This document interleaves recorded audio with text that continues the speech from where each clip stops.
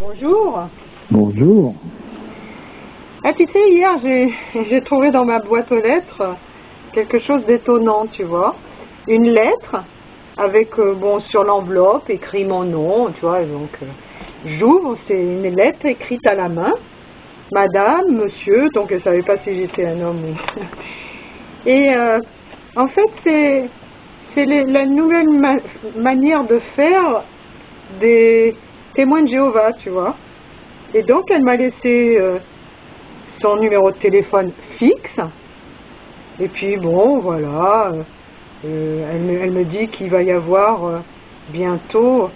Elle m'a annoncé une bonne nouvelle, voilà, qui sera proclamée dans le monde entier. Car Dieu va rétablir sur la terre très prochainement des conditions de vie idéales pour les humains qui souffrent. Donc voilà, c'est très attendrissant. Hein. Je me disais, tiens, si elle fait ça à tout le quartier, ne serait-ce que le quartier, ça doit lui prendre pas mal de temps. Donc tu vois, il y a des nouvelles stratégies. C'est pas des photocopies, alors. Ah non, c'est pas une photocopie. Ouais. C'est une nouvelle stratégie prosélytiste, tu vois. C'est aller aborder les gens d'une manière plus intime, plus personnalisée. Et puis, à côté, tu vois, à côté, il y a aussi deux petits prospectus, tu vois, pour expliquer le monde nouveau qu'ils attendent. Donc, apparemment, ça va être génial. Il y aura plus de souffrance, plus de douleur. On va vivre dans un monde. Ça sera le paradis sur terre. Alors, plus personne ne meurt, etc. Voilà, plus personne ne meurt, et même les morts, ils reviennent, ils ressuscitent. Ouais. Et on aura tous des maisons individuelles. Il n'y aura plus de HLM, de ce genre de structure où les gens s'entassent. Tout le monde aura sa petite maison individuelle. Ouais, ça sera du mitoyen, je pense, parce que avec le nombre d'habitants qu'il y a et qu'il va y avoir, avec tous ceux qui vont ressusciter, et que plus personne ne meurt, il va falloir faire du mitoyen, quoi. Oui, on va être collés comme des sardines. Ouais. Non, c'est sûr que, en tout cas, ils sont plein de bonnes idées. Hein. Alors, moi, j'ai plutôt l'impression que c'est vraiment un idéalisme, tu vois, pour se réconforter, tu vois, dans ce monde qui est... Ouais. En tout cas, ceux qui font la tournée, là, moi j'en ai eu quelques-uns, ils m'ont envoyé un peu tous les modèles, entre des filles plus ou moins jeunes, plus ou moins souriantes, des gaillards, ça passait d'un capitaine à l'armée, il y a pas un noir. Il y a eu toute une collectivité de gens qui sont venus me trouver aussi dans ce secte-là. Oui. En fait, ils font du social. Oui, voilà. Voilà, ils font du social, donc à quelque part, il y a bien des gens qui sont satisfaits parce que, en fait, s'ils ont besoin d'un coup de main à l'occasion, peut-être qu'ils peuvent compter sur quelqu'un, c'est possible. Moi, je sais pas, j'ai jamais eu affaire avec eux véritablement. Mais c'est un peu comme les Mormons, c'est un peu comme tous ces mouvements. J'ai connu un prêtre mormon, c'est vraiment chic. C'est vraiment un bonhomme serviable et qui cherchait pas midi 14 heures. Donc c'est plein de gens sympathiques et comme je te dis, c'est des mouvements sociaux. À présent, ce qu'il y a, c'est que souvent ils présentent ça comme s'ils étaient en train de colporter de la spiritualité. Alors là, c'est là où il faut s'arrêter. Il ne s'agit pas de spiritualité, mais de social, de mouvements sociaux, une forme de solidarité superficielle ou moins, ça c'est toujours à voir. Un peu comme l'armée du salut aussi. Pareil, mais les gens qui pratiquent, qui sont sur le terrain, c'est souvent des gens sincères. Après, s'ils gradent, en général, comme à l'armée du salut, puis ils gradent, moins ils sont sincères, j'ai remarqué. Oui. J'ai eu affaire avec eux, j'ai connu un capitaine, il ressemblait plus à un SS qu'à un social. Mais enfin bref, vers la fin de son existence, il a un peu renversé un peu la machine. Il a rencontré plusieurs fois mon père, pour dire qu'il était voisin. Et quand je l'avais revu, moi, plus tard, il m'avait dit, je me souviens bien de votre père, etc. Il avait suivi un peu une autre, parce que mon père l'avait secoué un peu sec. Pourquoi? Parce qu'il y avait un clochard qui venait vivre, dormir un peu dans un dépôt à mon père, puis mon père l'avait vu, mais qu'est-ce qu'il n'allait pas le mettre à la porte. Du moment que le type il vient dormir, il met pas tout en dessous, et ben il va dormir un peu, c'est un peu plus chaud de rester dehors à la pluie. Et le gaillard de l'armée du salut qui était juste à côté avait fait leur proche à mon père, parce que évidemment ça leur prend un client, quoi. Ah oui, d'accord. Et là mon père lui avait redressé les oreilles, je te dis pas comment, parce qu'il n'était pas commode à ce niveau-là. Ah oui. Et le type, pendant des années, il adressait plus la parole à mon père, mais tranquillement, ça y était rentré un peu plus en profondeur. Et moi, quand je l'ai revu 20 ans ou 30 ans après, c'est un autre bonhomme. Ah, Voilà. comme quoi, c'est jamais perdu, hein? Non, alors qu'il avait son machin de SS, là. C'est Tu quoi vois, son machin de SS, c'est-à-dire? son allure de SS avec sa casquette, ses bottes, et sa démarche, et puis son air intransigeant. Il avait tout ce qu'il fallait pour faire un Fridolin de la belle époque. Ah oui, d'accord. Mais bon, là, ça lui avait passé. Enfin, pour dire, l'armée du salut, c'est spécial. Tu as raison de dire que plus ça monte, plus c'est... Oui, parce qu'il s'approche de la raison exacte pour laquelle ces mouvements sont mis en place. Quand tu vois les Mormons, les Mormons, les gens doivent donner 10% de leur salaire. Tu te rends compte? Voilà, alors, je crois qu'il y a 13 millions d'adhérents. Alors 13 millions qui donnent 10%, Ça fait un 10% en admettant que en admettant que leur salaire corresponde à un SMIC, pas même à un SMIC, non, au RMI, 10% même du RMI annuel, fois 13 millions, ça commence à faire vraiment de l'argent. Oui, ça fait un pactole. Donc ça fait marcher une institution comme ça, où en plus de ça, ils font de toute façon de la retable de gauche, de droite. L'armée du salut, ils chantent pendant des périodes d'or, là, ils font des collectes, ils vendent, ils font du commerce. C'est des aides genre aide humanitaire. C'est un truc juteux pour faire du fric surtout. Ouais. Moi j'en ai connu pas mal qui sont là-dedans, dont un qui est directeur d'une boîte. En fait, c'est des gens qui baignent dans le fric. Et au niveau humanitaire, en principe, il y a pas grand-chose qui brille. Oui, d'accord. Alors, pour en revenir aux Mormons, tu vois, ça a été fondé par un gars qui s'appelle Joseph Smith, et lui, il s'est carrément pris pour un prophète, hein. Ah ben, à y être, il n'a pas de raison de se gêner, hein. Et il a eu justement, il a eu une fin de vie, là, parce qu'il a remis quand même en question, il a bousculé quand même pas mal le credo, tu vois, du chrétien. Et il a été lynché à la fin de sa vie. Il a eu une mort terrible. Ouais. Tu vois, c'est... Oui, c'était un idéaliste qui était certainement plein de bonnes intentions. C'est pas lui qui a voulu monter une boîte à fric, mais simplement après c'est repris par les marlous de service qui sont soit directeurs. Ils peuvent être directeurs de n'importe quoi, d'usine, de tout, de banque, Oui, mais il avait quand même un petit côté usurpateur, hein, parce que pour la jouer prophète, quand même... Ouais, usurpateur, oui, ou c'est un allumé, il a cru que... Puis voilà, il y en a beaucoup qui ont cru que... À un moment donné, ils ont rencontré Dieu. C'en est plein, surtout actuellement. C'est à la mode depuis le 18e, 19e siècle. C'est rempli d'allumés qui ont rencontré Dieu. On n'en a jamais vu autant. Ouais, tu crois que ça frise la folie, en fait? Ben, c'est l'occultisme qui amène ça. C'est cette période où on est arrivé un peu dans une phase occultiste, c'est-à-dire que les types, ils rêvassent après un truc.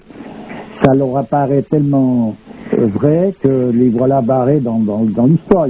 Il y a comment le président américain, là, Cécile d'avant, il avait rencontré Dieu. Bush. Il avait chanté, moi j'avais vu un film où il chantait ça. Ouais, il était missionné pour... Ouais, il a dit qu'il il a dit que textuellement, j'ai rencontré Dieu. Et la mission, c'était de sauver l'humanité. Ah ben, il a bien sauvé l'humanité. C'est-à-dire que quand tu as affaire à ceux-là, ils sont dangereux, ils sont très dangereux, parce que tu peux plus les raisonner quand on est là. Et que tu annonces ça publiquement à la télévision, que tu fais ça, fais des conférences. On peut plus te raisonner, là, c'est fini. Encore un marlou qui veut te faire les poches, tu peux encore combiner avec. Parce que si tes poches sont vides, il va changer de trottoir. Mais là, non. Oui, mais ça n'empêchait pas d'avoir des pratiques occultistes, tu vois, style Skull and Bones et compagnie, tu vois, c'est quand même le satanisme. Alors, je sais pas comment il s'arrangeait dans sa tête avec tout ça, mais... Ah, mais il n'y a pas de problème. Ah bon? C'est qu'il y a un passage où tu peux en arriver à un stade où il n'y a plus de problème à ce niveau-là. Les problèmes s'avèrent plus tard, à un moment donné, tout d'un coup, il y a bilan, puis le bilan, ben, ma foi... il n'y a plus personne, quoi. Mais j'entends, c'est en attendant, les dégâts sont faits. Ouais. Et puis pour en revenir à ces sectes, ben, comme je te dis, il y a bien des gens pour qui ça leur donne un coup de main sur le plan humanitaire. Moi, je sais que les Mormons, j'ai connu, donc j'ai dit un prêtre mormon, là, qui était un brave type, et il m'avait expliqué un peu comment marchait l'histoire. En fait, t'as un gamin et tu veux le mettre aux études aux États-Unis, tu le parachutes là-bas, il arrive dans un réseau, il arrive dans une famille mormon, il est reçu comme un membre de la famille. Toi, tu vas recevoir un Américain qui vient apprendre le français, c'est pas... Bref, il y a une solidarité à ce niveau-là qui est intéressante, comme on retrouve dans les écoles Steiner, dans ces choses-là. Ouais. C'est pas tout faux et tout véreux, hein, tout ça. Ce qui va pas, c'est un bout plus loin. C'est quand on parle de spiritualité, c'est là où ça s'arrête. L'anthroposophie, c'est pareil, c'est plein de bonnes choses. Je connais des anthroposophes, c'est des braves fous, ils donnent beaucoup de peine. Tu vois, Steiner, il a amené par exemple des mouvements géniaux comme la biodynamie, c'est quelque chose d'intéressant dans la culture. Oui, tout à fait. Et sa manière d'approcher la médecine, etc. C'est quelqu'un qui avait de certaines connaissances qui lui sont venues d'ailleurs certainement intuitivement, qui sont très bien. Simplement, après, c'est l'affabulation par rapport à ça qui va plus. Et après, c'est les gens qui se rallient à sa cause qui affabulent encore plus. Voilà, qui en font une vedette qu'il n'est pas et qu'il n'aurait pas voulu être d'ailleurs.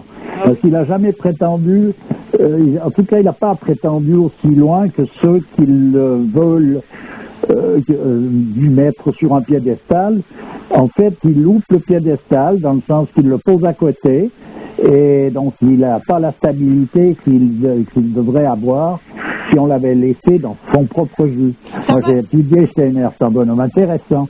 Mais il ne faut pas, de nouveau, on est dans l'occultisme, mais ça, il ne faut pas rentrer dans des considérations qui vont au-delà, qui rentrent dans le domaine purement métaphysique, c'est-à-dire donc dans la spiritualité comme telle. Et comment ça se fait que ça a été récupéré par des mouvements d'extrême droite, son truc?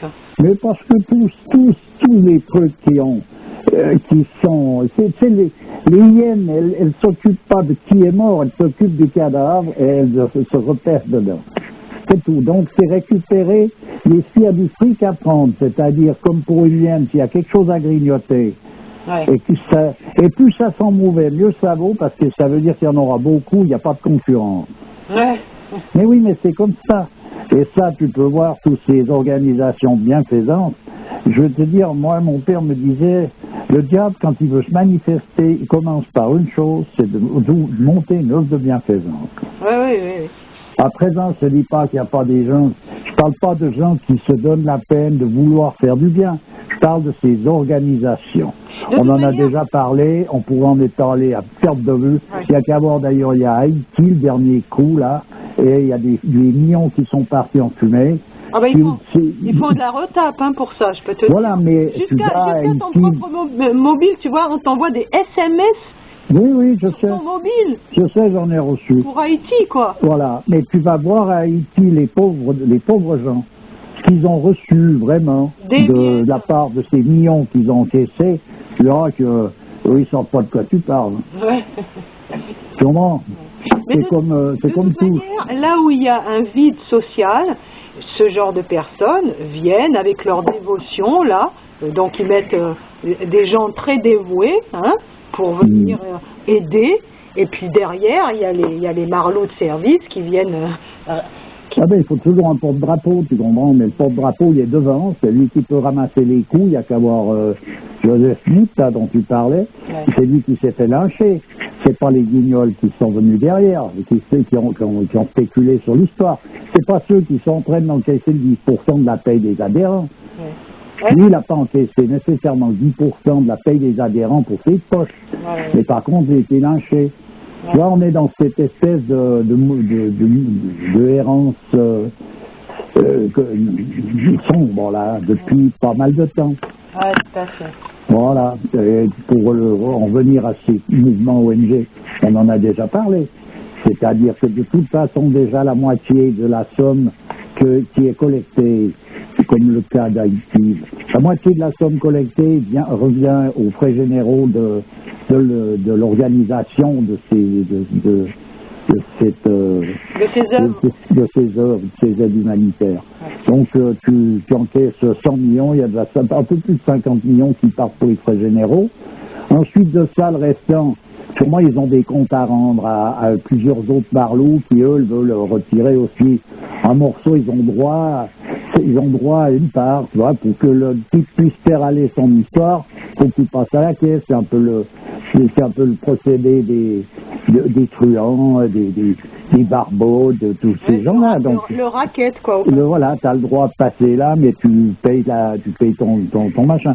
Alors ça veut dire qu'à un moment donné, celui qui encaisse des thunes dans le pays où il y a eu du ravage, c'est pas le pauvre type, c'est celui qui a déjà les thunes et qui tient le pouvoir là-bas.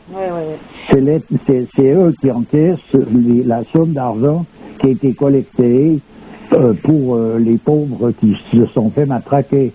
Mais les pauvres matraqués ont fini de les matraquer, puis l'affaire est cassée.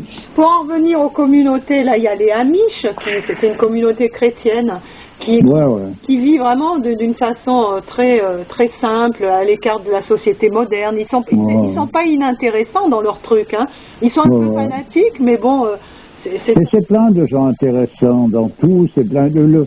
Parce que le point de départ, il est toujours un aspect qui est repris dans une doctrine traditionnelle, puis après on bâtit tout un monde là autour, simplement c'est bâti de manière profane. Tu vois ça dans le monde arabe aussi. Regarde comment on les appelle. Les Wahhabites. Voilà, les Wahhabites. Ça date aussi un peu des mêmes époques, c'est 18e. 18, 19, je ne me rappelle plus les dates. Qu'est-ce qui s'est passé vers le 18e pour que les choses périclitent de cette manière? Ben, c'est la période où a émergé justement cette espèce de mouvement occulte, c'est-à-dire c'est un éloignement progressif du principe fondamental, et il y a des paliers successifs, et là on est arrivé dans ce palier où tout d'un coup ce qui s'est mis à jour, c'est des choses qui sortent des souterrains et non pas qui descendent du ciel. Et c'est dû à quoi ce changement-là? C'est dû à la chute cyclique, au mouvement cyclique. La fin des oracles, elle a eu lieu il y a longtemps, hein, ce qui veut dire que après ces oracles qui arrivent, c'est des faux oracles, quoi, puis voilà. D'accord. Et là, l'humanité, c'est la dégradée gentiment, mais sûrement, qui a amené tout d'un coup à la possibilité de cette émergence. Parce que tant que tu maintiens les choses à la place où ils sont, c'est comme de laisser à la Terre ce qui est à la Terre pour pas qu'elle sortir en même temps certaines forces maléfiques. Donc, en réalité, on a commencé à sortir de la Terre dans des quantités impressionnantes pour entrer dans le monde de l'industrie, justement dans ces périodes au 19e, etc. Donc on a fait sortir en même temps des forces maléfiques renfermées. Ces sectes, bon, elles existent un peu de partout. Oui, puis c'est la division par la même occasion des personnages au sein même de leur propre tradition. Ok, je te remercie. Mais toujours avec plaisir. À bientôt.